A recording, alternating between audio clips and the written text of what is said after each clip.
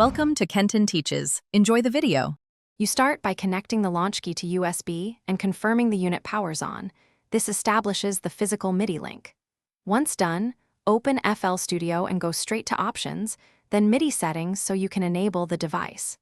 Make sure the Launchkey appears in the Inputs list and click Enable. Set the port number to an unused value like 1. This lets FL Studio receive note and CC data.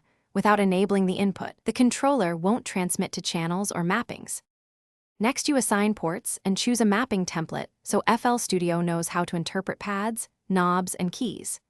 You should set the same input port number you used earlier, and if FL Studio lists Novation Launchkey in controller type, select it to auto-map many controls. If not, choose Generic Controller and use the MIDI Learn function to map knobs and pads.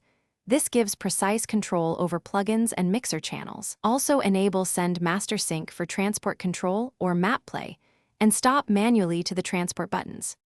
Finally, test the setup by loading a piano or drum plugin and playing keys and pads. Watch the channel rack or piano roll to confirm MIDI input and velocity.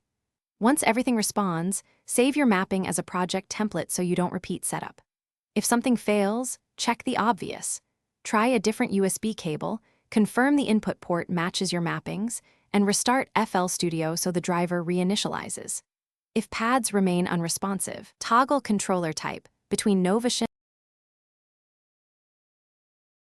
Thanks for watching. Please subscribe if this video was helpful.